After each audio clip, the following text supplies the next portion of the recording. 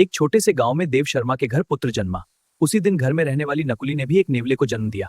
यह छोटा नेवला भी मेरे बच्चे जैसा है। हम इसे भी अपने पुत्र की तरह पालेंगे। ब्राह्मणी ने दोनों को समान प्रेम से पाला।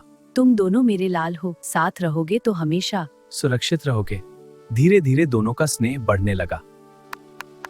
बालक और नेवला साथ साथ खेलते थे। देखो दोनों कितने अच्छे मित्र बन गए हैं। सच, इनका प्रेम अद्भुत है। पूरा आंगन उनकी हंसी से गूंजता था। मुझे फिर भी डर लगता है, कहीं नेवला बच्चे को हानि न पहुंचा दे। यह उससे प्रेम करता है, पर शंका मन में बनी रही। मैं जल लेने जा रही हूँ, तुम यहीं रहकर बच्चे का ध्यान रखना। निश्चिंत रहो, मैं पास ही हूँ। नेवला बच्चे के पास पहरा दे रहा था। भिक्षा का लोभ देव शर्मा के मन में जागा। मैं बस थोड़ी देर में लौट आऊंगा। उसने बच्चे को नेवले के भरोसे छोड़ दिया। यहीं से अनहोनी की शुरुआत हुई।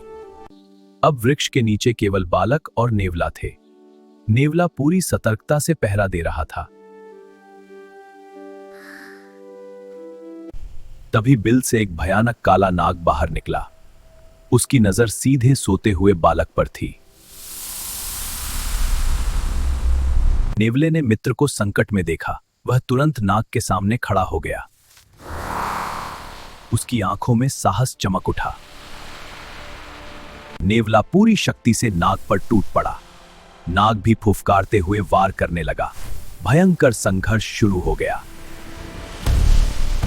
आखिर नेवले ने नाग के टुकड़े कर दिए। बालक अब भी सुरक्षित सो रहा था। उसने अपने मित्र का जीवन बचा लिया।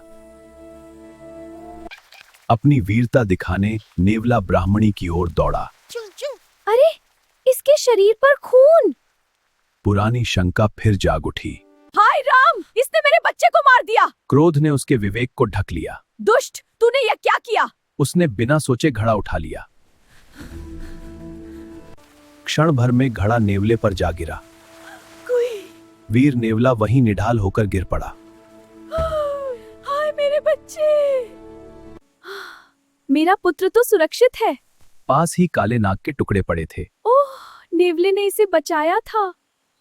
सत्य जानकर वह कांप उठी। मैंने अपने रक्षक को मार दिया।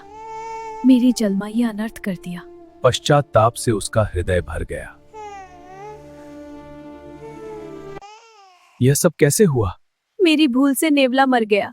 हाय, उसने हमारे पुत्र की रक्षा की थी। दोनों गहरे शोक में डूब गए।